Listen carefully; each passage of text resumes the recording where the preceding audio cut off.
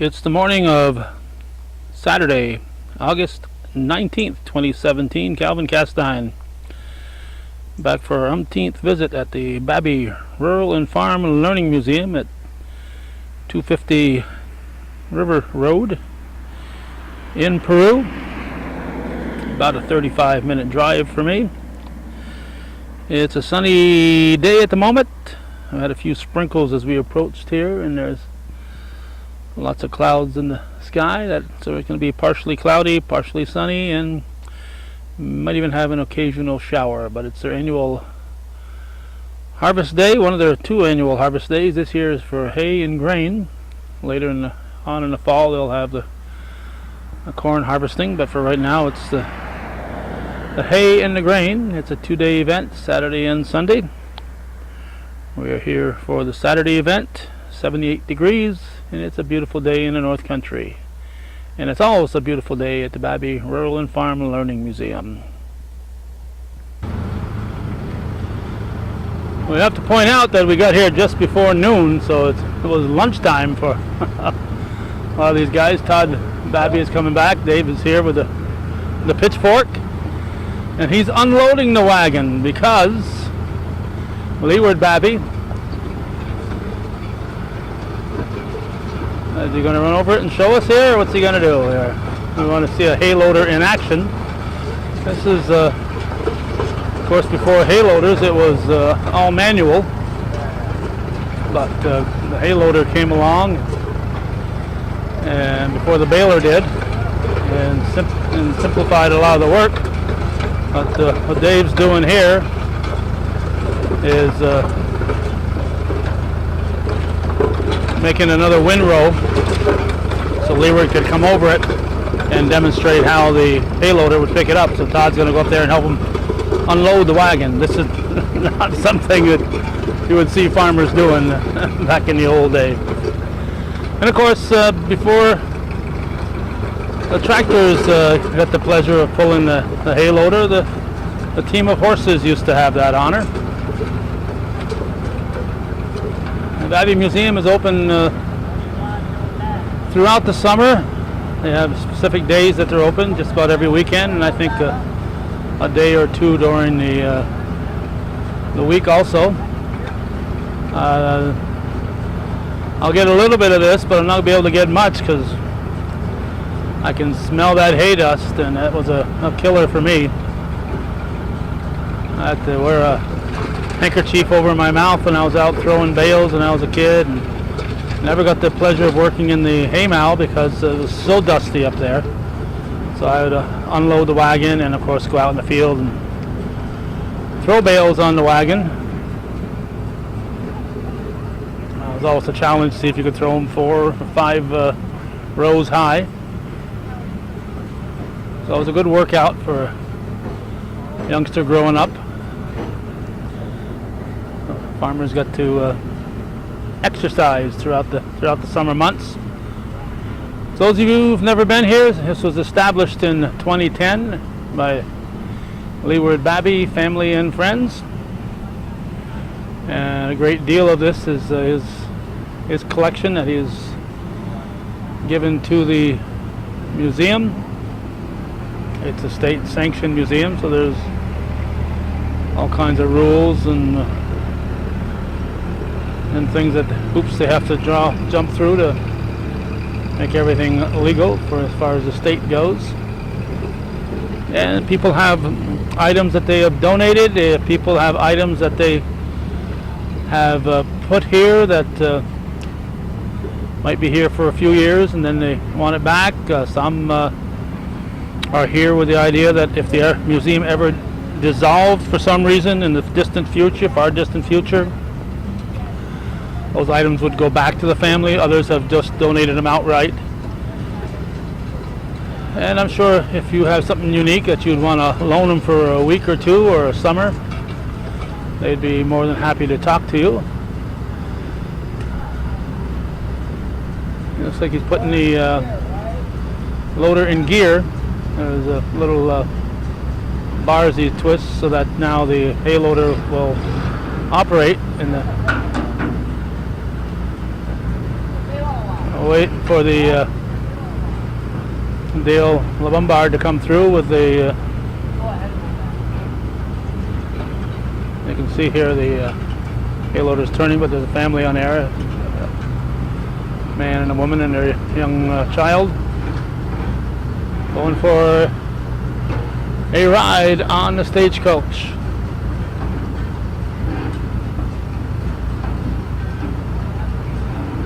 Alright, so now if it doesn't get too dusty, I think I got the breeze coming from behind me a little bit. We'll see this hay being picked up. And of course, once you got it to the barn, it would have to come off. And in the later years I'm familiar with, there was a big pulley with hay hooks on it. It would drop down. It would have a track up on the peak of the hay mow. The hay hooks would drop down, grab a load of hay. A horse would pull that rope out,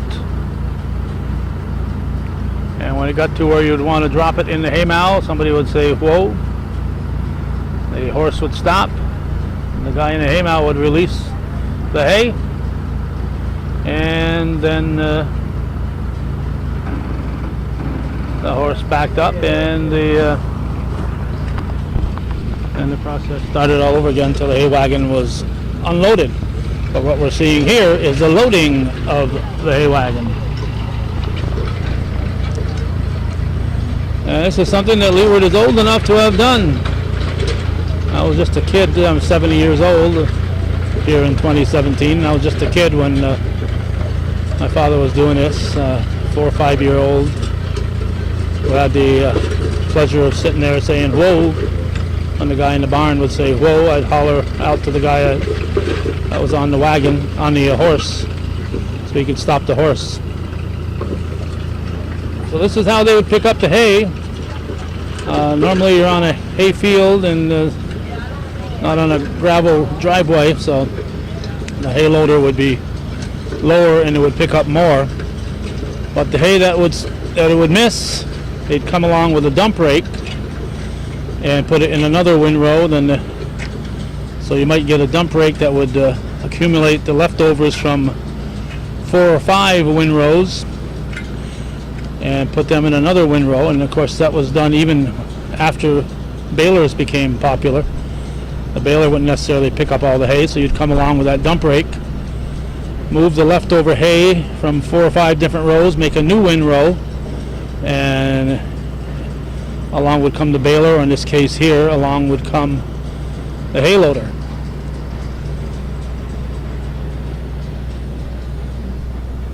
I'm not sure if Leeward has, he must have a dump rake here somewhere. He has a side rake up that way,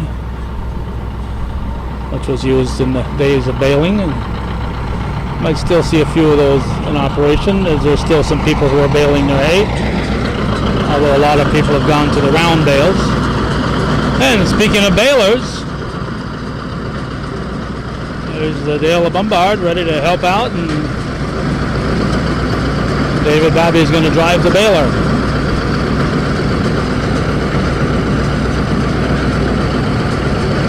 This is a big baler here. This is with all those things going up and down. This was an early one that more dangerous than it had to be, and the future ones were less dangerous than this one here. But you can see all kinds of gears and arms and things that could catch somebody. Where Dale is working there, you have to be extra careful. You lose your balance right there, and you're going to lose a limb at the least, not your life. Many farmers in the area, you look in the old newspapers, you wouldn't go too many years without another farmer having a severe accident. We've got the John Deere pulling this New Holland baler.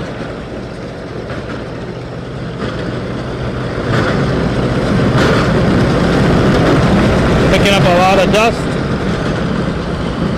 trying to give me an asthma attack.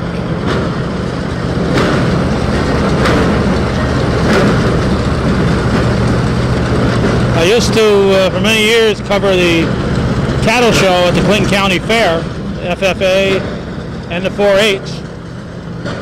But they would do all their bedding of the animals with hay and straw. And after a day or two of being there, breathing in that, I spend the rest of my summer with hard breathing because of the asthma. It would kick in and it would stay. So for the past decade or so, I have not covered that FFA cattle show and the 4-H show, and I've not had the asthma problems in the late summer that I used to have. Once it started, it just would stay. So that's why I no longer cover those shows at the Clinton County Fair. If they went to bedding with sawdust, Hometown Cable would be back, but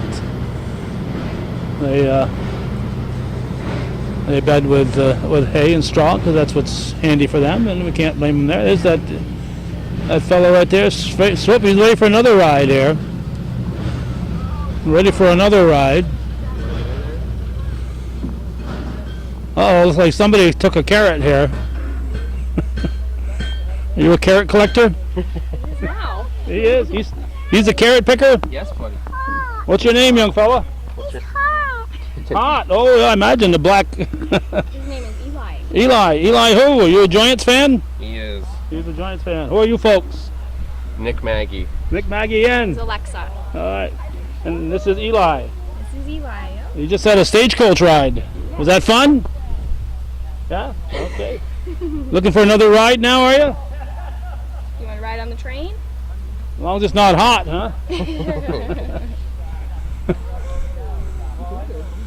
All right, there, the Peru. Look out, we'll see if this one's hot.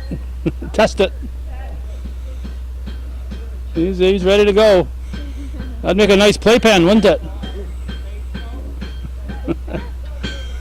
Just a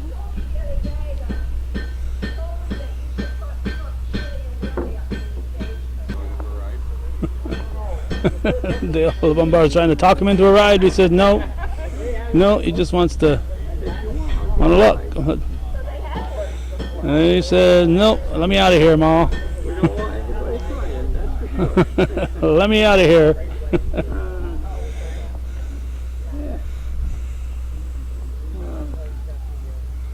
Dale, how you been?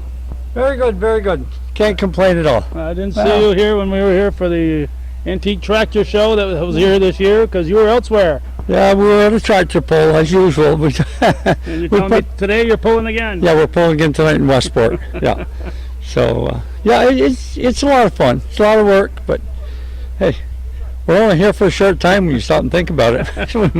we might as well do what we enjoy doing, that's for sure. When you get to a certain age, it's like somebody's hit your fast forward button. That's it. It seems to go by. The years are shorter and all that stuff there. You look at something that happened 10 years ago and say, no, that wasn't 10 years ago. No, that time really goes by fast. There's no doubt about that. Yeah. So, where are you pulling today, Dale? Westport. Westport. Yeah. I won't be pulling. It's the Adirondack tractor pullers. We put the pulls on. Oh, okay. Yeah. So you'll be working. Yeah, I'll be working. Yeah, we had 10 pulls this year. Yeah, which is a couple more. We do the county fairs. Malone, Plattsburgh, Westport. We at Huntington, they got a fair over there. Highgate, Vermont, during their Addison or Franklin County Field Days. Oh, okay. That's early in the year, isn't it? Yeah, that's over. That's all done. Yeah. Then we got a benefit pull to do in Addison in September, the second weekend in September, and that'll be it for the year. Then. Okay. That'll be the end of it. So that's an exclusive club. You looking for members? We are looking for members, especially workers. It's like every other organization. There's a certain group that gets there, and you have to work. And we're having trouble getting younger. We'd like to get younger people involved. Even younger than you. Oh, a little bit younger than I am. Yes. A couple of years at least. But yeah, it's one of those things that if you enjoy doing it, and if we didn't do it, I don't know who they would get. I'm sure they would find somebody else.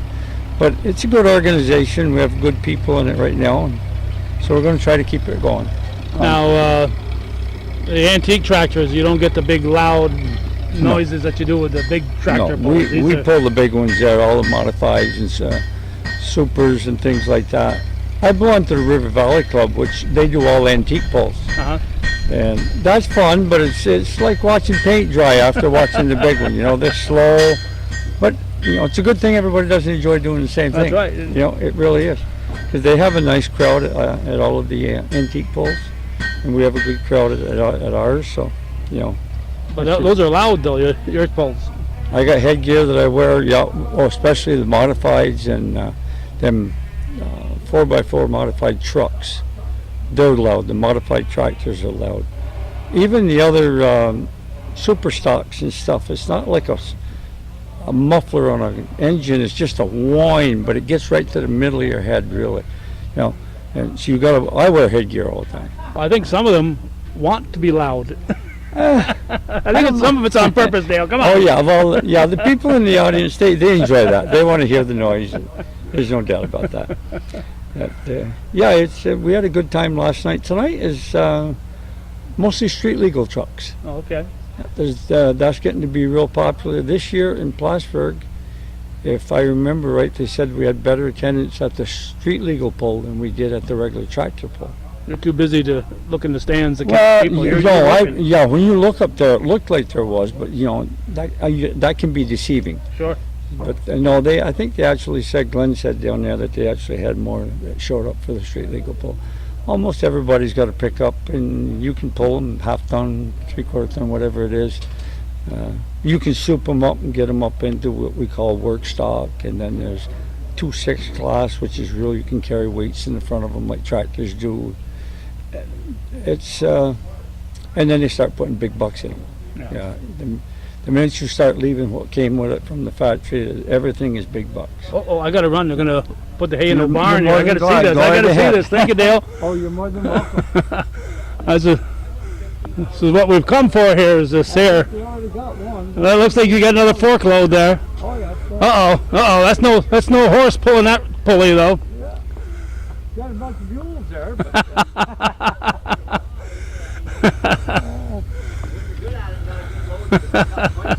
Oh, and Dale's going to help out here. You can take some weight off this girl.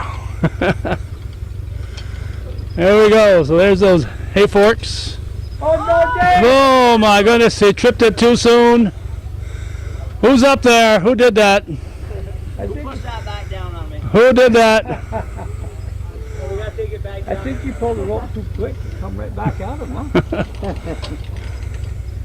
Oh, there's those forks. You can see those if you from the old barns and you talk at Clinton County Fair. I'm sure they got those in that antique display they've got there. You wouldn't think you could grab a load of hay like that with just those two little fork tongs, but you can. Want to try it again? Whoops, she's ready to go. This girl's a worker. Emma the worker here. There we go. Now who's the tripper here? Who tripped it? Oh, it's fallen. They tripped it again. Look out. Oh. It's going to be a long summer with this help. We need a hay catcher up there. Hard to get good help today. We'll do it one more time.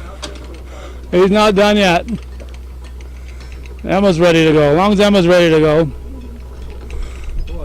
Are you getting tired yet? Wish I was paid by the hour this way. When I was a kid, we had a horse doing this work. How'd you luck out? I could say, but Your mother and your uncle got you involved, huh? Okay, pull Emma. Oh, hurry up, Emma! Hurry!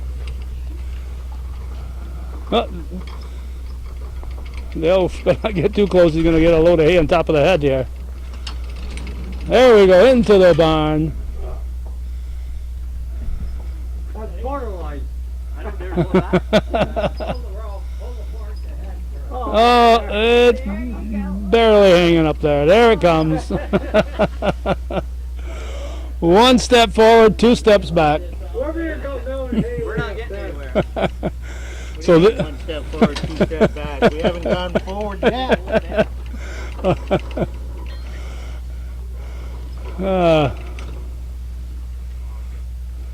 This is how not to load hay in the barn.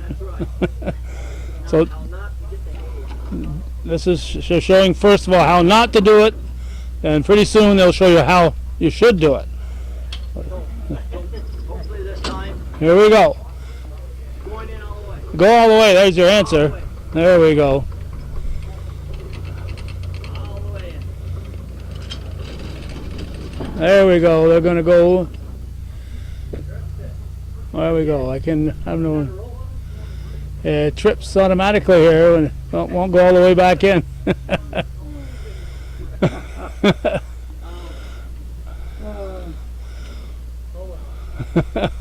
Well, it saves having to throw that hay out to pick it up again, because we're going to have to pick it up again for future demonstrations. Uh-oh. Don't get too close. Look out, Emma, with forks. There's forks flying around. All got to go back out there. Okay, I'm going to leave before he tries You're gonna- again. What's your name, young man? I'm Brett Brett who? Falcon. Falcon. Your mother, Audrey, is a Yes, chief bottle washer here, and your uncle is the D. Leeward Babbie. Who's the guy in the front of the pulley there? That's Nick. Nick, you know his last name? Orlando. Nick Orlando, all right. He's the one without Don. Tony was the one with Don, right? Tony Orlando was. This is the one without Don. Okay. Yep. I always get them mixed up. Do you? I never even thought of it. Okay, so you're heading for the hills here. I don't blame you. Yeah, the hill, downhill, right there. Right there. Somebody swiped a carrot out of your garden, you know. Well, yeah, if I can get somebody else to do the work, I will. Oh. We had some workers like you on our farm, so the hired help. Yeah. All right, well, I'll let you get back to sneaking away. Thank you. All right, now they're taking the hay out. This is not what you would normally do here. You would only take it out when it's time to feed the cattle, and that'd be done inside. You'd have a place inside where you drop it. Look out there, Tony Orlando. And they're throwing this out there so they can come through and pick it all up again, because it's demonstration weekend here at the Babbie Farm and Learning Museum in Peru, 250 River Road. There's Leeward, the patriarch.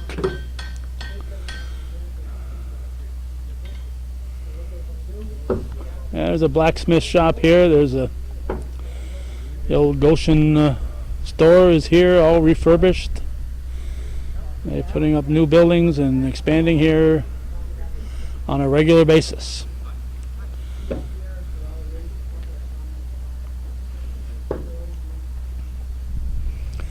So Dave's going to dive down without diving onto the fork. Here. Oh, he's going to take the short route.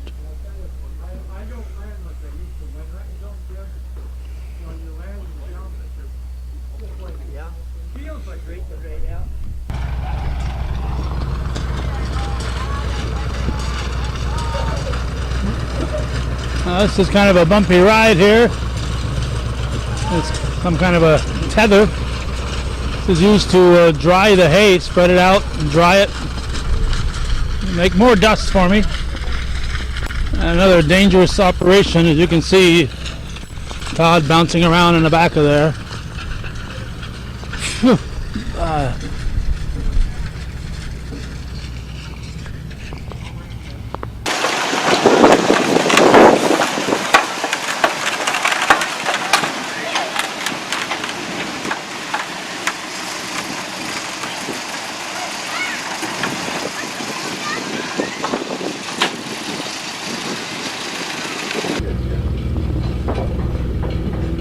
We've moved into the blacksmith shop. When they have these days, usually it's common to have a blacksmith demonstration. Keep the bucket of water nearby. Keep the heat in the area where they want it, not spread all over the place. As you can see, it's right here by the You park in the front in that direction. And there's lots of things to see inside, and looks to me like he's making something along these lines right now.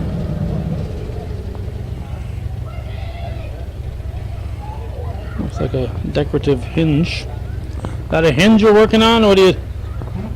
That a hinge you're working on? It looks like it's part of this. Making a latch, something like these. Oh, okay. Who needs latches for the store? I made some and you didn't like them. I made these and You didn't like them? Well, isn't that too I bad? mean, I don't blame him, and I don't think they were what he wanted. I made those and they didn't hit it, so So you're trying again here. I'm going to make some and just, see what he likes. It's his store, not mine. There you go. All right. And what's your name? Oh, Bill Umbright. Bill Umbright. And you got a nice anvil here. Are they making anvils anymore? Yeah. Are they? Yeah. Most of them are, yeah, they still make them. You buy them by the pound, or how do you buy them? By pound, yeah. Most of them are graded in 50 or 25 pound increments, Uh-huh.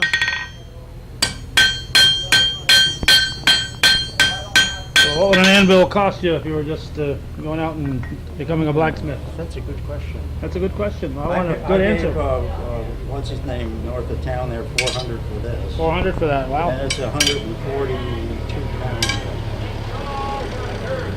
That would be a fair price, I guess. 400? Yeah, there's a catalog from Centaur Forge that has prices in it, but I can't tell you off the top of my Yeah, I head don't- what they are,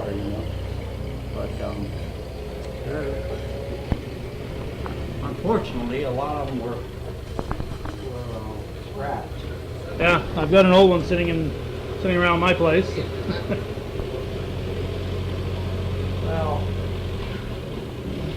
they didn't have much use for them after. Right, you have to. A lot of the farms had them, like George does up in George and Melissa. He shoes his own horses. And my friend in Basin Harbor, Warren Reinhardt, that's how he got into blacksmithing, shoeing his own horses. Okay, George and Melissa, of course, that's Country Dreams Farm he's talking about, George Whittle. And when a lot of horses were gone, they got used for a lot of things. And truthfully, a lot of them are abused, so you can't use them. Look how rough that one is. Yeah, And that's not bad. that's kind of looks like the one I've got, kind of beaten up over the years. Yeah, they get abused. Usually reverses are pretty Well, I hope this one here meets Leeward standards here. well ahead of You're not going to put that on it. No, never. Edit that out. Yeah, this is anybody watching this. Yeah, just remember, Ignore it. say that. He didn't say it. But if you want a couple of door handles here, these are available because they didn't meet Leeward standard, but they look fine to me. But it's just what he wants, what he figures goes on that particular door, and that's. A lot of stuff we have to make custom because of the dimensions, like the hot racks, we have to know where they're going to go. Right. So we have people take a card and call for the dimensions if they find out where studs are or something in a house, Right. Yeah, if it doesn't line up to where you can screw it in or nail it in, it doesn't do you much good. Yeah. We developed this one with the wood on it, so you could put it anywhere on a kitchen ceiling. Uh-huh. A friend of mine from the cottage was moving and he wanted one, so we made up one, and that's where we got that design. Okay, so But it's this is our common design. so it's adjustable. You can. This one with the, and the hooks get squeezed on so they don't come off. Uh-huh. See, they have a little, Okay. and then And you once they're on, you squeeze them. Yeah, and then they still slide. Squeeze them, but not we, too much. you'll have to know the centers, so we, Right. we have to custom make those. Pine hangers and stuff. Most of the stuff we try to duplicate what they would have made on farms. Right.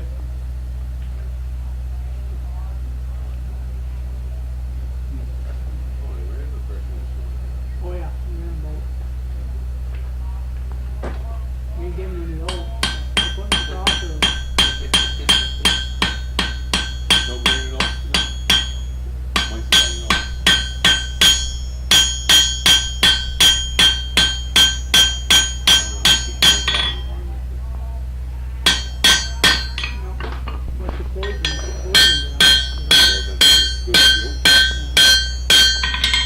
All right, a familiar sound 100 years ago, and sound you don't hear as often anymore. The Village Smitty. Well, if you watch any cowboy movie, They always had 'em. but all those guys in the cowboy movies had big arms, the strongest guy in town. Yeah, they always depicted Smith as a big, powerful guy, but a lot of women are Smiths today, and you know, they do art smithing and various things, and they're not big people, you know. Right. You don't have to be. It's how you hit the metal. And all these things, there's reasons for all these shapes. These Hardys, we make a lot of these because you can't find them. Frank and I were making one this morning. What were we making this morning? The Oh, we set were hammer putting- for, oh, it's the other part of this one here, I'll show you. Right here. This is the bottom. Uh-huh. This goes in the hardy hole, and we made the top part in the set hammer. And a set hammer, we don't have one here, I'll get you show you one.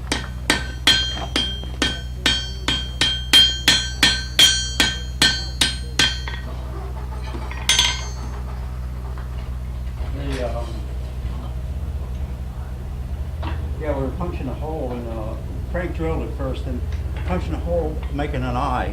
Uh-huh. And there's a punch. Where is that punch? The punch is yeah, that's a good example. There it is on the block. These are set hammers. This makes the oval. Okay. Punch They're it used through for that. different features. Say like here, if you had a piece of metal you wanted to flatten, you would just lay down on the metal and you would strike it, and that would make it flat. You took those staples home, didn't you? Those guides for the. Where's my hammer from? Did you just Okay. pick it up? Yeah. Well, just don't. I steal his hammers all the time. What did I tell you about that? You stole my hammer again. If I had a hammer, I lost my heat. Oh, you didn't have a hammer. That's why I didn't chase him. he's chased you with a hammer before, huh? Yeah, he deserved it too. I don't have any lumps. We haven't caught him, but we're chasing him. We're working on it. He's learned how to dodge flying ones too. We're working on it. Bill's legs get tired, he just throws it like an axe. Like Thor. He's got it once.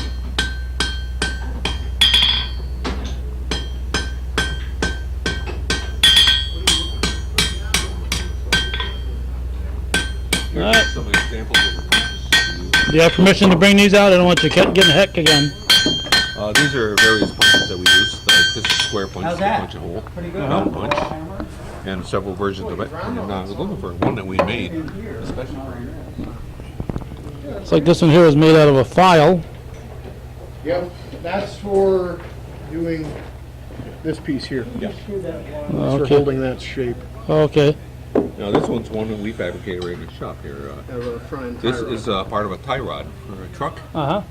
and we swaged this on a block. That's what we did with a set hammer. You did. You swaged it. Hi, Yep. sweetie. We have. Where's the tool? You ready for a hot dog? Recognize this fellow? Well, You don't have to. You don't have to recognize me, but That's if you're swaging, you just use a tool. Gordy's Probably pal. this tool here, maybe. Let's see, that's Just your oval. pastime. You don't have that But tool. he and Gordy are always here together. But anyway, I turned this on a lathe at home, uh-huh. and we stretched and swaged this. And what does swage? What does swage mean? That's what I was looking for. That means when you drive a. What's What's that hammer that you got? You can just tell me. Yeah, I just showed you. Yeah, but I want to explain to him. Okay. This was more than likely made with this set hammer here. And that's to make an oval hole for a hammer handle. And you just drive through both sides, but you want one side a little larger than the other. Right. So we may just start by driving in this side till we get a certain size, then we'll turn it over and we'll drive all the way through. Had you been here earlier this morning, you would have saw us do an oval hole and a set hammer, and it's too hot right now, I think, to touch, but I'll see if I can pull it out of the ashes. Oh, I'll pull it out. he's gonna pull it out of the ashes. Still hot. Still too hot to touch. What he's doing is annealing in ashes. So it has to come Annealing? down very slowly to be soft again. Right. So it's Any slowly. carbon in it, It stopped on its own. it'll harden. Time he has. He's got a So it's got to be slowly bring the temperature down. He's doing really well for having both on board and The reason this has all the ashes on it I give him a lot of is credit. when we heated it up, we had it heated up almost yellow heat. Uh huh. We squeezed that hole with this tool this morning. Okay. That went right in there, squeezed it in. All right. And the tool is very hot, and we didn't want it cooled down and become hardened. Right. I want it soft because I may want to do some more work on this. So I don't pick it up. you have So to let it cool goes in the ashes, and the ashes keep it from cooling fast, and that's what we call annealing. So it's in annealing mode. It's probably, yes, if you feel it's still warm. I believe you. I'll take your word for it. Yeah, well, I test it with my hand. I don't touch, but I can feel the heat coming off that yet. So it still hasn't cooled yet. Okay. But it has probably cooled down below the transition temperature, where if I did dunk it in water, it probably wouldn't do much damage to it, because it doesn't feel that hot now. But I'll put it back in the ashes and let it continue cooling. Okay. By tomorrow morning, it'll be cold, and I can do something. I worked at the Sheridan Company in Champlain, Harris Graphics, for 9 years, and one of the things the welders did was some parts had to be come out of there having been annealed, and that's what Yeah, but there's no grain. that was all about. I forget what. Now we got a knife being made here, weapons of little destruction. There is. They've just got not a lot left because they didn't grow as much last year. Oh, looks like he's smothering the flames there. Now I'm rebuilding the fire because Bill was working. He's building it up. Put some. I'm just getting it so that there's more fuel, There we go. so I can get heat up to do a heat treat on this. Okay. Gonna Frank, the oil bucket is right next to the ash bucket. Yeah, I see that. You're gonna need to get a pretty. we're using the other day. Yeah, it's gonna need to be a pretty sharp tilt on it to get the entire blade in. Okay. Up there, he's got to bring it in the What air. we're doing is this is a piece of spring steel. We got a piece of coil spring. It's been annealed to take the hardness and the stresses out of the weight of the steel, so it's easier to work, and so it's safe to work because of the crack. We're going to be doing a quenching and use motor oil to give it back, to give it a hardness. Okay. Yeah, I got to tweet that out of there. We're going to use used motor oil.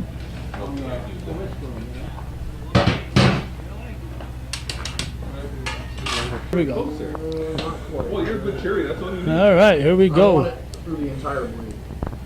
Well, I thought that I saw that too. No, the tip isn't, and just the Oh, it is. Okay, there's the blade being heated up. Now, what's the name of our blacksmith here? I'm Thaddeus Booth Trudeau. Thaddeus who? Booth Trudeau. Booth Trudeau, okay. My mother was just a plain Trudeau. What was her first name? Oh, she was from Coopersville. Ah. And originally from Quebec. Well, that's where ours originally came out of. Yeah, they all are. Okay. Alright, I'm coming over. All right. This oil is probably going to catch fire right here. This is used crankcase oil. Do not attempt this at home. Or at least indoors. You got to make sure you got Also, to we act. have a dirt floor here. Yes.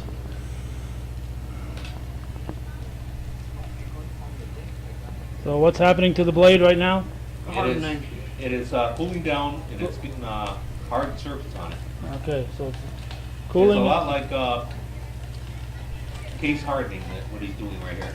And also it's cooling down, and we use oil because water would cool too fast. Right.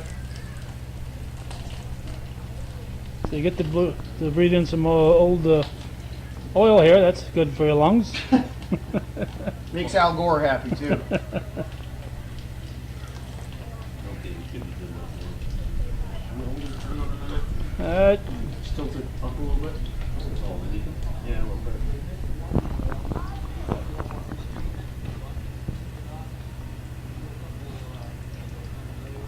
The knife blade. Stop from boiling. Well, what's boiling right now is a All right, here it comes out. Okay, now for the finale. You gotta The snuff. snuff the flames. Whoop, not snuffed out yet. Now is this hard? You're putting the, Yep. on the file on it. Smells like crankcase oil too. Just that's the way Jimbo you would have done it, right? Yeah, close. I don't think Bishop Bowie had crankcase training. No, Yeah, probably. It would have been crankcase. It would have been probably something more like sperm whale oil. That was a common thing we used, or something along those lines. Okay, you back in magnetic and you got a hard knife? I think it's hard. It's magnetic again. That's for damn sure. All right. Stuff break quick. Now, how hard is it? You got a file? Now he's going to test it for hardness. Yeah. Just Oh yeah, it's just biting on it. Okay, that's good. You got it. riding right Now, on. any more finishing on that will have to be done with a grinding stone. You cannot do it with a file. Right, because it's so. Bust up your entire file. Well, it just ruins files. Now, what are the anvil? What kind of iron are they, or steel are they made out of? Anvil. That is a coil spring from a truck. No, the anvil The itself. anvil itself. Oh, the anvil is the very top part is steel, about maybe a half an inch. Uh huh. The rest is just forge iron, and this is forged in 3 pieces. Now, the base is forged. This part is forged onto the base, and then this piece is put on later on. And what it does is gives you a lot of resilience. The sound is one part of it, but what you want is a rebound. And when a hammer rebounds like that, you know you got a good anvil. Now this one here will not make the sound, but it's still a good anvil. A lot of bounce to it. Because it's got to be so that when you put that hot metal in there, that you're not melting the anvil. Well, that's one thing, but when you get a anvil with a good rebound, when you're working the iron, it's working both the bottom and the top. That Makes is the work quicker and Yes. more even. Right. Makes it a lot less effort. You're hitting one side, and both sides are being. Yes.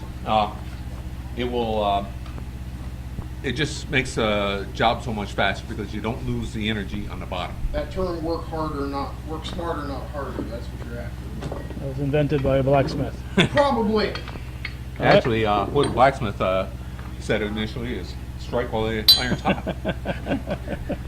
All right, words of wisdom. And we didn't get your name. What's your name? Oh, my name's Leroy Connors. All right. Okay, so does it ever get too crowded here with 3 guys blacksmithing here? This is basically a one-man forge. We usually So got one we guy take turns. One time, one at a time. One person working, one explaining, and the other one sitting around messing with people. Yeah. So that's usually Frank. That's- Right, Frank? Yep. Yep. All right. No denial there. Well, it's usually one. He of knows us we've got his public and the number. others do the work. Okay, thank you very much, gentlemen. Yes, sir. We've been at the Babbie Rural and Farm Museum blacksmithing shop, and looks like another stagecoach ride is about to take off here.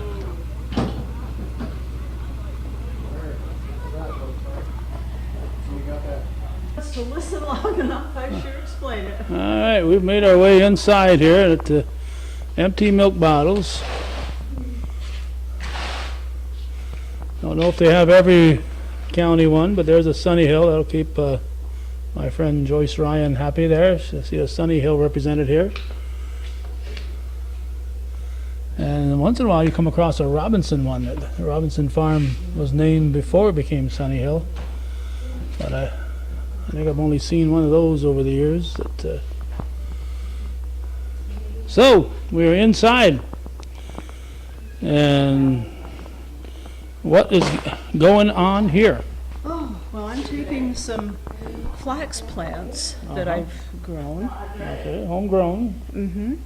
and they've been pulled from the ground, roots and all. Roots And those and are all. some showing the root end. Those are the root And end. that's Okay. the root end. Okay, and this is the And flower end. That's the flower end. Those are the seed pods, and you are supposed to really remove them before you store your flax, or you'll attract mice, because they're going to love those seeds. Oh, But I keep that so I can show people what it looks like. okay, like so that. if those fall on the So- ground, will they grow next year? They won't. They won't? Because to get the best quality of flax fiber, you want to pull them before your seeds are ripe. Oh, So those seeds probably won't be ripe enough to plant next year. okay. So, I mean, I would save some if I wanted to keep planting. I would have to let a little section of my flax patch grow to maturity and then Otherwise, save those Yeah, seeds. if you don't do that. Yeah. All right, so So, what does The flax next- mean? Well, flax is the name of the plant when it is in this state, but once it's processed and spun into thread, that's when the name changes to linen. Uh-huh. Yeah. So after flax is pulled and dried, then it has to be submerged in water or laid out on the grass for probably a couple weeks or more, because you want to dissolve the gums inside each stalk of that plant that bind fibers together. So you're trying to release the fibers from that gummy stalk. And then the next step after that's done and it's been dried again is to break it open on a flax break. A flax break. So this is the flax it. break. So it's kind of like a chopper, only it's not chopping because it's got the big flat end. You're breaking Right, it. and this is just a little homemade one. They had really big, heavy ones that were very, very good. Store-bought So- ones. This is the way that would look. So you're just breaking the fibers in there. Well, you're trying to hold the fibers, but you Yeah. want to break the Yeah. outside shell. Right. You know, Right. you want to expose those fibers. And this is a dirty, dirty job that usually took place outside or in a big barn.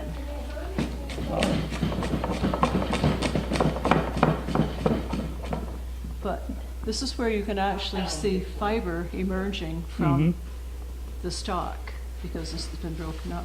And then the other stuff becomes sawdust, sort of. Yeah, and they used to use it to bed chickens, put it in nesting boxes and things like that.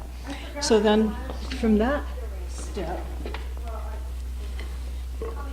you would then try to scrape off more of that chaff.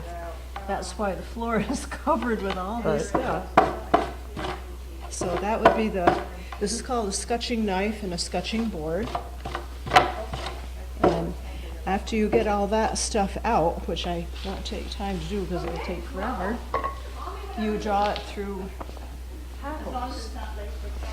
And these are the hackles. And the stuff that comes out as you hackle is called tow. So we're towing the line, basically. That's where we get towing the line from. And the line flax is then called linen. So the whole thing is a process with names that really make sense.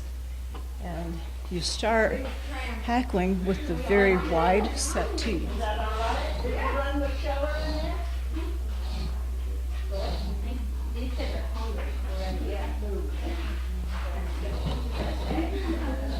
And they will take out,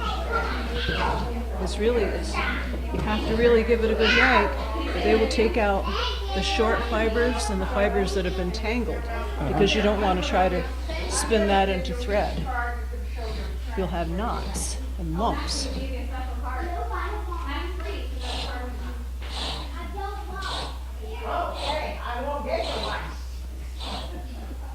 And this is the type of stuff that they would have spun into a very coarse yarn to make work garments or to make sacking material, to make bags to store their grains or their seeds or whatever they wanted to store. Now, looks like a lot of work. Yeah, Is this the type of thing that a lot of families in the 1800s might have been doing? Or? absolutely. Until they had cotton, access to easy cotton from the south, almost every farm family had flax.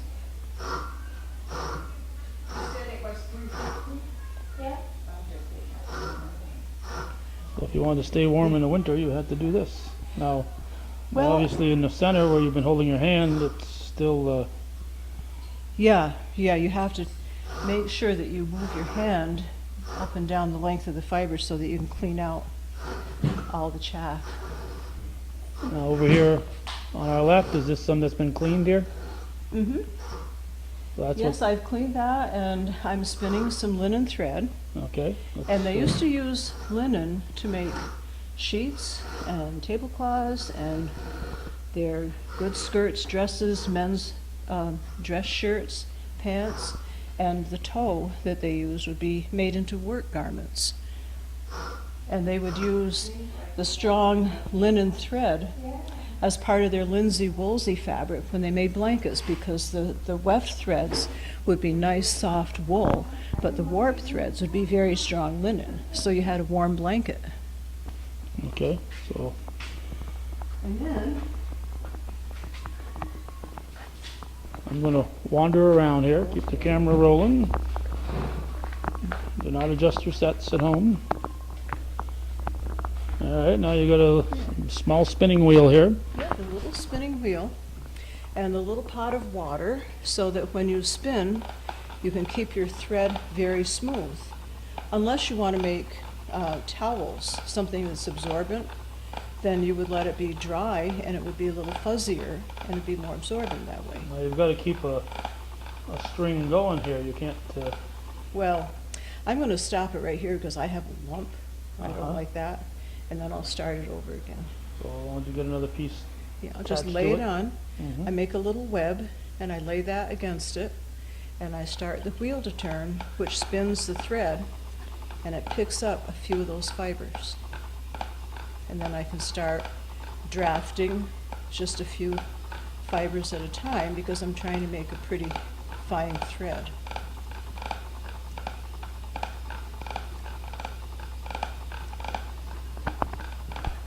And the thread is gathering on that spool. Mm-hmm. It goes through here, and I have to change, I probably should change a hook right now, because I've built up quite a bit of linen right there. So you move it from hook to hook. Okay. And this drive band is only to turn the flyer. The bobbin is separate, and that has its own little brake, because you want the flyer to go around faster than the bobbin, so that it will wind on. If they both went at the same speed, it would never wind up. Right. The outside dimension has to be going faster than your inside dimension. Otherwise it's going to break.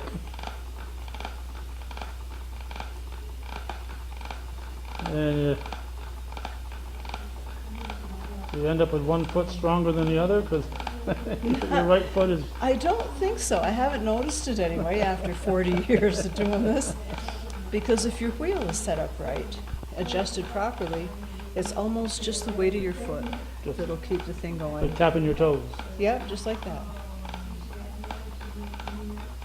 So it's very, very gentle actually. The hardest part is sometimes trying to work the fiber and make sure that the twist hasn't gone too far up into the bundle of fibers, then you have a real headache. All right. So we got an idea what that's happening there.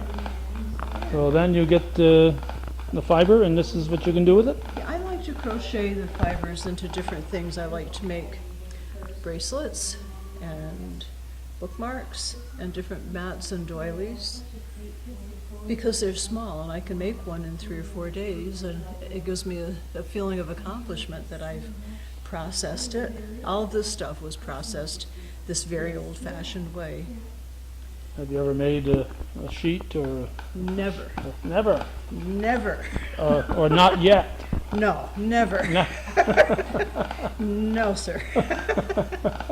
Well, how about a baby sheet? Maybe. Maybe. Oh, we got a maybe out of it. All right, how about a nice sports coat for a man?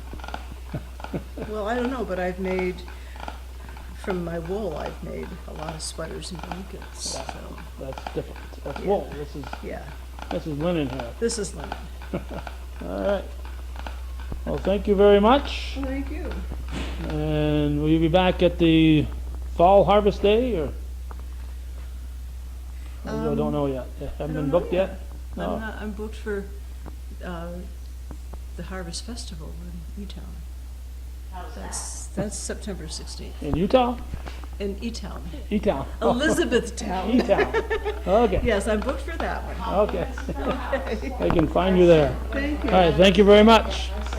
I don't think I ever told you that I Okay, we got done with the flax, and Audrey Falcon said, "Get outside." So, says there's some Babbies out here. Who's a Babbie out here? I am. You're a Babbie. I am a Babbie. Yes, and I was married to a band. You were married to a Babbie. Right. All right. And I am actually a born Babbie. A boring Babbie. What's your name? Kendra. Kendra Babbie. Yes. All right. You're always a Babbie. I've always been a Babbie. All right. Don't complain to me. She was born a baby. Born a Babbie, Babbie. raised a Babbie. Yes. So So you're making soap? I am making cold process soap. Okay. So cold process soap is the way that most soap is made now. The soap that was made in colonial era times was called hot process soap because you would take a big old crock like this. That's not such a big. Well, but it would be huge. Oh, it would be huge absolutely crock. huge. Like that, but big. Yes, and you would stir it and stir it and stir it. I seen those. Did you have to be a witch to? Probably by the time it was done, you felt like being a witch. And you would end up, after 4 days, you would end up with soap that is like Tasty. that. So it wasn't much of soap to be able to use. Well, of course you can. Don't you have that bottle, just soap you just squeeze in your hands? Yeah, well, yeah, we're going back to that Yeah. now, right? So what they did is the French came up with a process that was French milling. They took that, they fiddled around with it, and they refined the process until we get what's called cold process soap. So you use lye and you use oil. Ouch. So I have actually pre-mixed them already just to make it so that nobody got hurt, but lye Lye is kind of dangerous, you know. Lye is kind of dangerous. Lye is actually a solid item right now, and it's very dangerous. It'll hurt you. It'll burn right through your right- skin in a matter of seconds. So when you hear lye soap, this is what we're making This here. is what we are making. So what you always do is you add your lye solution to your oil solution. So you use so the you- oil, So you put the oil in first. 10W30 or what? This is a combination of soybean oil and I forgot what it was. Soybean oil and coconut oil. Oh, sure. Is that the mixture? She's just making this up as she goes. I am making it up as I go along. Alright. Figured somebody's gonna believe I actually So how'd you know how to get make the soap. how'd you get the lye into liquid form? I added water to it. So you take Oh, just the regular, it just the dissolves? yep, the sodium hydroxide, and you add it to your water. If you start with 65-degree temperature water, within 28 seconds it'll be 202 degrees. Once you add your lye to it, it will burn you. Ouch. So I pre-mixed it, and what you get is you've got nice clear Nice. oil, Clear and oil.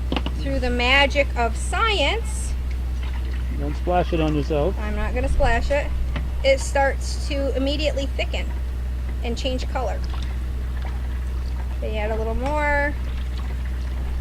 You're adding, you got a light yellow, and you add a clear to it, and it gets darker. And it gets darker. That doesn't make any sense now. It does not make any sense. So you get it mixed, and they used to mix this by hand, and they would mix it for hours and hours and hours. And now there's all sorts of funky little tools that you can use so that you don't have to mix it by hand anymore. You get a nice little... Don't splash that I'm not lye gonna- on me. I won't splash you. Look So at that. You mix this, and you can see it's starting to get Yeah. even creamier color. It only takes a couple of minutes for this to mix. You're looking for what's called a trace, which means that when you take this out and you lay it on top, there's actually going to be a bead line. It'd be a what? It's called a bead line, a trace Okay, line, so okay. you'll be able to start seeing Right. where it traces across. The temperature that you mix this in determines how fast this traces. If I was doing this at room temperature, it would take me about 45 minutes for it to trace. Okay. The temperature of the oil and the lye solution that I used was 130 degrees. So it was a lot warmer than room temperature, so it traces a lot faster.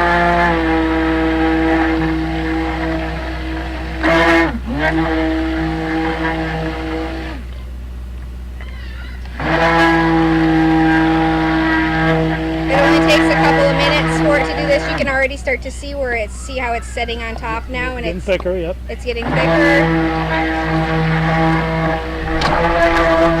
it gets to like a warm peanut butter stage or like a vanilla pudding thing, you can see the trace marks that are left on it.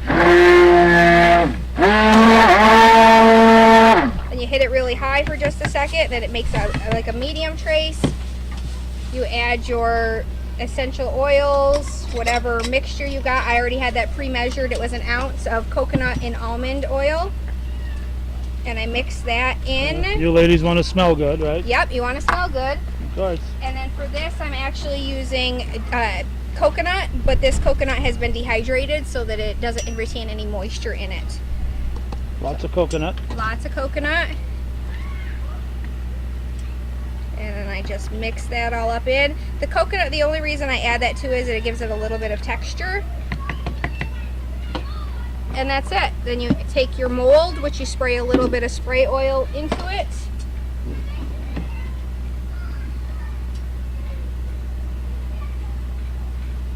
You dump it in. You don't lick the bowl, though. I do not lick the bowl. I do not recommend that you lick the bowl. Scrape it all in there because you want to get it all. Did your mother teach you this? My mother did teach me how to do this. Mothers are amazing, aren't they? They are amazing. Mothers are amazing. But she knows far more about soap making than I did. She took it a step further. She took it many steps farther. All Yes. right. So then I just cover it with plastic wrap. That's for two reasons. You don't want to get any ash on top of it. It'll turn white and it won't look very pretty. Plus this way you don't mistakenly stick your fingers into it. And you don't get any flies in it. Right. So this is what was just made. It's a big bar of soap. This was made an hour ago. That's an hour old soap, okay. And this is 2 hours old. 2 and hours you can ago. start to see how it will end up being solid. And then you can get a soap that after about 6 weeks it'll be hard like that. Or you can have soaps that this particular soap, I've aged them for over 10 years. So But why? because the harder the soap, the longer it lasts and the better it is. Okay. So that's it. Do you have any questions? So these are all soaps that you've made? Those are all soaps that I have made. And what do you do with them? I sell them. You sell them? Yes. How do they? And use them. I sell them and I use Well, I them. would hope you'd use them. I do use them. Uh, But I sell them. I used to do it more than I do now, but Leeward asked me to come make some soap, so I said I will do it. So how are you related to Leeward? His father and my grandfather were brothers. Okay. So your mother's his first cousin. My father. Your father. Oh, your father. Your father's Yes. Babbie. Your father's a Babbie. My father's Babbie. Yeah. Your mother just. Which My is she father was a was just Babbie. married. You just married. You Married. just lucked out. Yeah. Yes. She lucked out and married a Babbie. Yes. So that was it. All right. So this is soap making. Soap making 101. All right. You've never had a little kid come up here and taste no, it? but I have. Taste it? I No? have had it. a little while ago. Well, he didn't. Yes, He licked but it.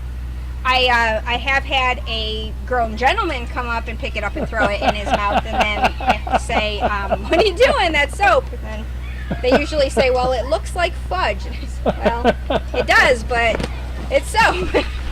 So Well, soap that small isn't practical, so why do you have soap that small? I have soap this small so that if you aren't sure whether you want to buy a bar of soap, you can take a sample of soap, go wash your hands with it, and then come back and buy a bunch of bars of soap. Oh, okay. So it's how nice this is. purely to entice you into buying soap. I see. So what kind of flavors do you have here? This is lavender with lavender bud. Uh-huh. We have peppermint and green tea, apple pie. Sounds like it's good to eat. They Come on. do sound like they're good to eat. Then you've got ciders and pears and spices. These are lemons, sandalwoods, patchoulis. We have coffee. So these are both actually the same thing. These are a vanilla coffee, but this one is newer than this. So as they age, Uh-huh. they will actually darken up a little bit. Do they shrink? They will shrink, but not substantially. noticeably. Not it's. You might end up with something that is that big as opposed to that big, and Okay. you're not going to notice. You'll notice in how much it weighs, like how dense it feels, but not really as far as the size. Okay. And how about this black soap? Who's going to want to wash up with black soap? This is really neat It's because nice. this is an herb called rattan jaw, and it's a root. and it's red, but depending on how much you add to it, you get some from black to browns. You can get a pink color on it, but it's all natural, so there aren't any extra additives. I like to try to keep the soap as natural as possible. I don't really want anything that's chemicals and commercial products. That's not the reason that you'd make homemade soap. If I wanted a commercial product, then I would have bought a commercial soap. And these cookie ones? Those are just whatever's left over that doesn't fit into the mold. I make them into little tiny things, and I like to put these out. If I have guests coming over, I'll put these out, and then you can wash your hands and throw them in the garbage, and you don't feel like you've lost a whole bar of soap. If your guest comes out spitting, you know they. Yeah, then you know that they tried to eat the soap. So Kinder left us cookies. I know, right? Yeah, well thoughtful. Yes. Okay, so and can you throw the little crumbs into the dishwasher into the washing machine? I mean, not the dishwasher, but the washing machine. The washing machine, absolutely. You can keep all your little pieces. So if you've got this left after you've used it for your hands, I'll take a canning jar, I'll throw a little bit of water in there, you just start throwing your pieces in, and then you throw a couple of tablespoons. Once it starts to get mushy, you throw it right into your washing machine. It washes the clothes great. You cannot wash your hair with it. It's gonna feel a little bit weird, and you don't wash dishes with it because you can't get it's got an extra oil content to it. These are super fatted. But So for you- washing clothes. Right. So Yeah. you would not want to wash your dishes, or you would never get that cascade clean with those. No. You're too young to remember the Bayside Motel, but your mother might remember it. And my aunt and uncle used to run that, Morris and Bertha Fineff, and I'd go over there to visit once in a while with my mother, and my Aunt Bertha would be cleaning the rooms out, and those little bars of soap that were left over, they'd go into the washing machine. Absolutely, She'd yep. make sure they weren't just tossed away, put them to use. Yep, So they you don't wash the want- sheets with them. You don't want to. Absolutely. You don't waste any of When this. Kendra None of it gets at weird. home, I was gonna say when she's home and she wipes the bowls out Yep. with her towels and throws them in the wash machine. There's enough on there to do the load of wash. Oh, Yep. just, So- just from so the she residue from the. You get the residue from the bowl. She Uh-huh. scrapes it out with a towel and throws them in the wash. Oh, so you get a free wash out of it. I do get a free wash out of it. All right, so you have a website, or how do you sell these? No, actually, I do not. This is something that I used to do it full time, and I don't any longer. But if people want to contact me, they can contact my email address, and I do it purely that way now. So it's kbdurant, KBDURANT @yahoo.com. All right. That's it. That's Okay. how you would reach me for that. But Wouldn't cost you anything to get a Facebook And you page. take orders. I know I could do a Facebook page, but I haven't done it in a long time, and I only did it because Leeward asked me to. So Oh. it's not a full-time thing any longer. Okay. But Now she it's takes just- orders. Though. I will take Takes orders for take an special order kinds for of something. All right, For so want somebody. your soap made to order. Yes. All right. Thank you. Thank you very much. Have a great day. All right, we're making soap here at Babbie's.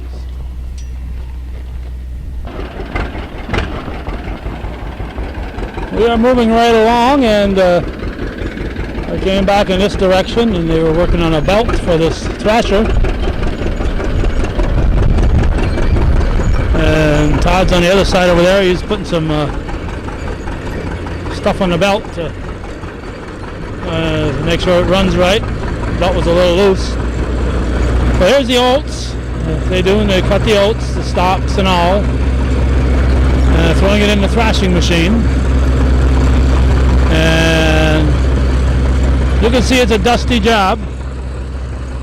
There's Todd putting some more gunk on the belts here. Tighten it.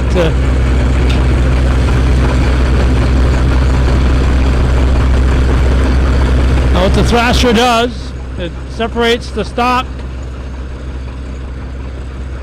from the oats part, the seeds. The seeds are supposed to be coming out over here.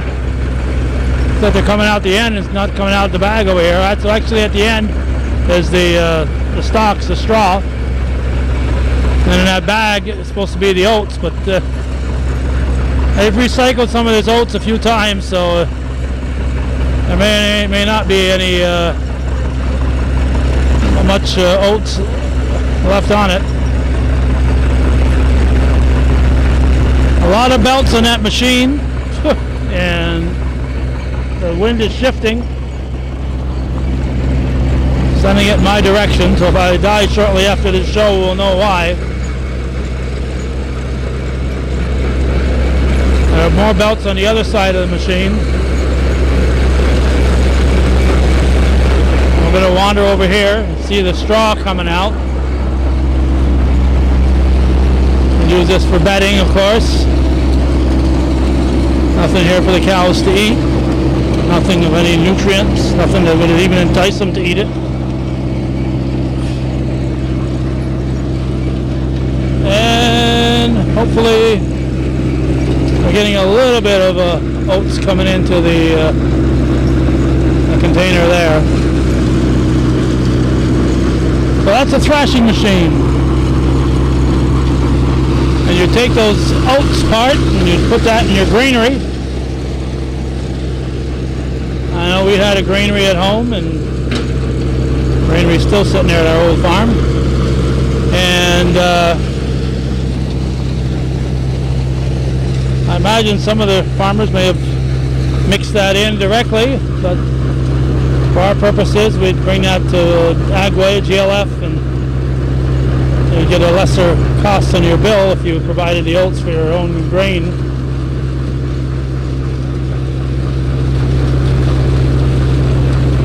Oh, a lot of belts, a lot of pulleys, a lot happening here to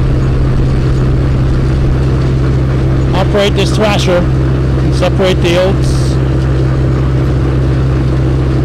the grain from the shafts.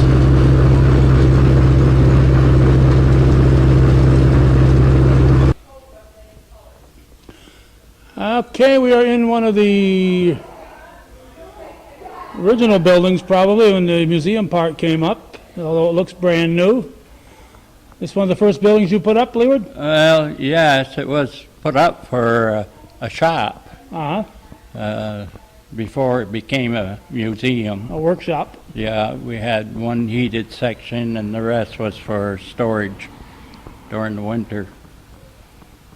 Okay. But we changed it around a little bit. You got a nice 1948 truck here, international pickup. It's a nice one. Yeah, being international, I thought I'd pick it up. Looks in pretty good shape. Is it roadworthy or? No, it runs. Mm-hmm. But no, as far as well, it did put new brakes, but I don't think it's quite road ready. It looks pretty good sitting right there. Yeah, I'd probably stay there. Well, that's a good spot for it. And with some farmalls and a Gibson and a little display of everything kind of things here. You know what our display is this year. What's your display this year? What is it? It's potato growing and harvesting. Oh, okay. Are you going to harvest some potatoes in the fall? Well, we have a few. But this is basically the equipment that you would use to grow potatoes. Oh, so this has been popular in Chateauguay. Yeah, well, way back when, a lot of small farmers grew potatoes for the family. Then any extra potatoes they would sell and be a cash crop, a little extra cash for them. I know in our basement at our old farmhouse, down in the cellar, there's a huge potato bin. That's where all the potatoes went into the basement. Oh yeah, everybody. Actually, there was, as you say, Chateauguay and Ellingburg, a lot of different places. There was potato farms. Right. And in fact, some of the equipment in here would be more for a potato farm than for a family raising potatoes. So there's potato planter, potato cutter, a couple. Well, just walk around and show me what's what here. We'll start with the. What's what? Yeah. Okay, we'll go around here counterclockwise. You know what a tractor is? Yeah, that's a 47 Gibson. You don't see too many of those around. It has an air-cooled engine, very simple. Belongs to my son. He was fortunate enough to find it in a garage somewhere that was there for quite a few years. Okay, that's Todd's, okay. Yes. It's got a little scraper on the front so you can keep your yard Does clean in the all kinds winter. of work. It's got a plow for the back. All right. Yeah. All right, let's walk this way. Here's a potato farming harvest. What is this thing? It's just a little wheelbarrow. Yeah. Is it special for potatoes or? No, just like any other crop, you have to work up the soil. Right. So we started with plows, then this, then they drag it. Then once the potatoes were Okay, up. here's the plow. Then you'd plow it. Then you'd wheel it. Then you'd smooth it out. Yeah. Then once the potatoes were up, they would use cultivators to control the weeds. That's this here. Yeah.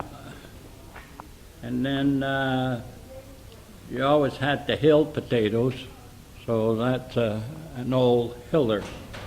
One horse would pull it, and you go between the rows, and it would put dirt Okay. against the plant. Okay. So that they'd have some more growing area under, because potatoes grow under the roots underground, so you want it to. Yeah, you didn't want the potatoes above ground. Right. You wanted them covered. All right. Yeah. And what's this other thing next to it here? Right there Yep. is that's the potato planter. Oh, you. The guy would sit there and kind of work the potatoes down. It would go down in the ground and get covered with the disc in the back. Now, if you planted one potato, how much could you get out of that one potato you're planting? I've seen up to 12, 15 potatoes in one hill. Okay. Yeah, that's really multiplying, isn't it? Yeah. Well, you don't want to. If you're throwing that potato underground, you want to get something out back. All right. And these are little toys here. Yeah, a couple. When the kids get a little rambunctious, they can ride. Rocking horses. Yeah, they're tractors, and one's a Farmall, the other one's a John Deere, so they pick what they want. The debate goes on, huh? Yeah. Now, what's this? Well, this is as a kid, I used to have to cut potatoes, to plant. You'd either cut them in half, depending on the size of the potato. Uh-huh. You could quarter them if they were big enough, but you had to be sure there was eyes in the section that you were cutting. So, of course, potato farms, couldn't sit there day after day cutting potatoes. So this is a potato cutter. Okay. So people may not realize that that's what.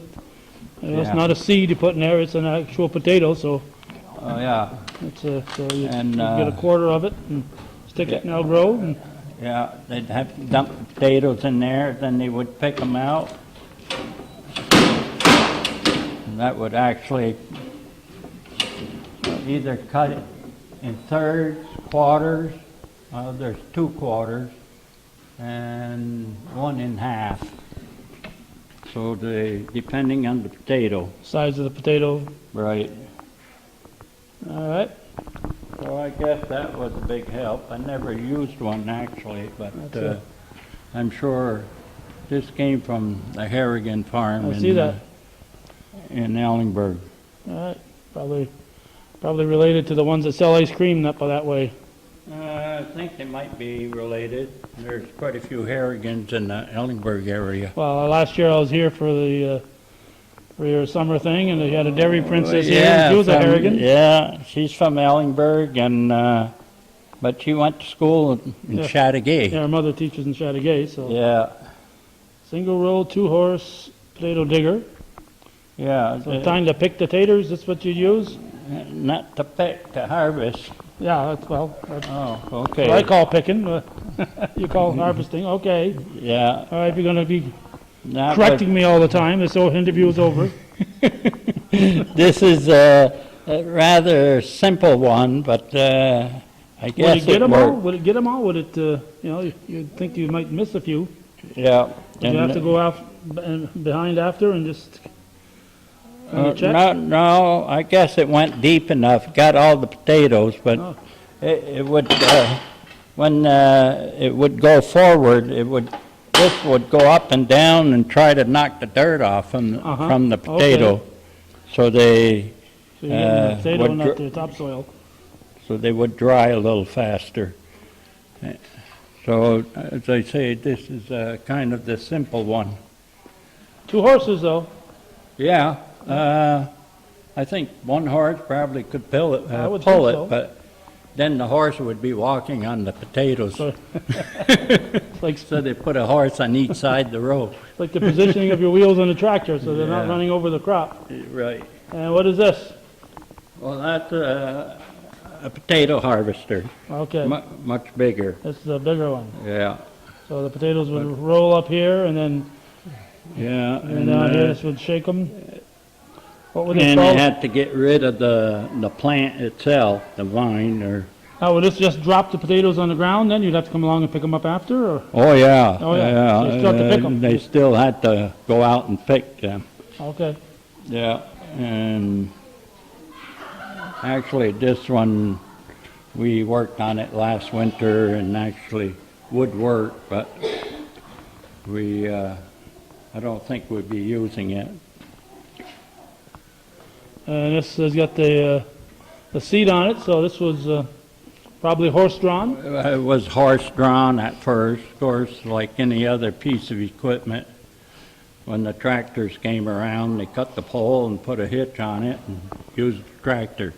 Now, would just, look at those, all that stuff is turning, and the guy is sitting here, you have to be careful where you put your feet. Oh, yeah. Old equipment didn't have too many safety features. And if you lost your balance, look at those tires aren't rubber tires either. You get run over by one of those, Yeah, they'll leave a mark. yeah. Well, I guess they had to learn to be careful. Well, weeded out the Yeah. kids that couldn't keep up, so. Well, I don't know if they would put a kid on this. Probably not. You have to be a Because they had 16-year-old to- or so, or that'd be, They were driving the horses at the same time. Now, I'm so- just wondering, once it went to the tractor, was it necessary to have anybody back here? Was there stuff that had to be done back here? If you needed Not somebody really. sitting I here? think the seat just be able to drive the horses. Right, so once There was no work to be done nothing here. unless it plugged up or something. Yeah, but then you'd stop anyway. Yeah. Okay. All iron wheels, and this farm all here would be big enough to pull that. So you're gonna have another harvest day in the fall. Yes, in early October. Of course, our big weekend is coming up. What's Kids that? Fair and Festival When's that? in September. One of those weekends. Go to the I Facebook forget page. easy, so I don't know the date right now. Well, that's all right, I forget easy too. I can look on the sheet, But you're open throughout the summer, right? weekends, and when else? Right now, let's see, the rest of the year, we're open 4 days a week, What days? Thursday through Sunday. Okay, so start Thursday, Yeah. Friday, Saturday, Sunday. Yeah, so the rest of the year will be 4 days. Once school starts, you're still open 4 days, or once you change after school starts?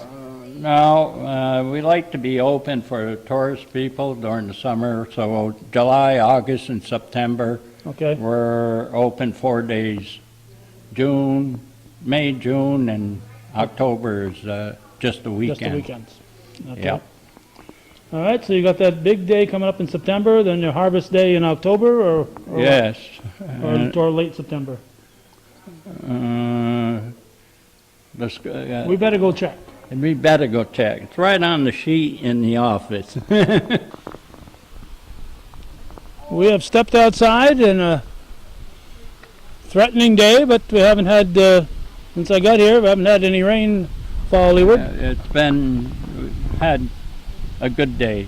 Yeah, it's a good day. It's right now, it's about 2:15, so I've been here since roughly noon time, and we've been fairly busy. You got your sheet there that can tell us. Yeah, well, as I was telling you, my memory's not too good, so Kids Fair and Festival is September 23rd and 24th. Then we have the Harvest Weekend, October 7th and 8th.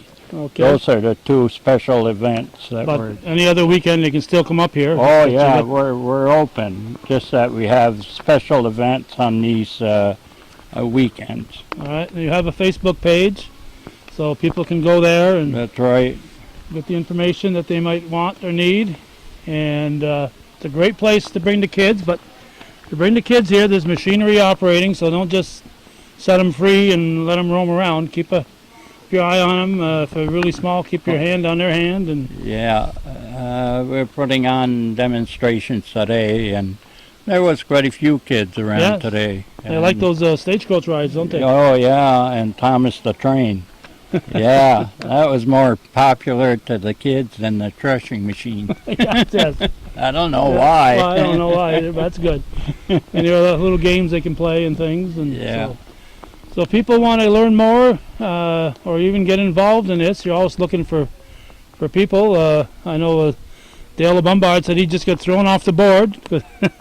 6 years and you term limits, then you got to take a year off and you can run again.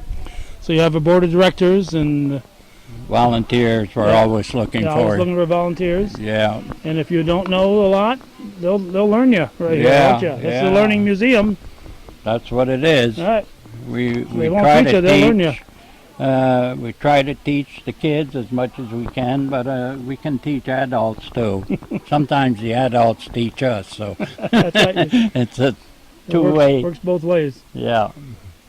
Well, we appreciate this. We appreciate everything you've done here for the past 7+ years. And once again, we've been at Babbie's Rural Farm and Learning Museum. As I'm saying it, Leeward is lip syncing it to make sure I got the words in the right order. Yeah, it's a long name to remember. Okay, so we'll be back here hopefully in October. It depends on what else is happening.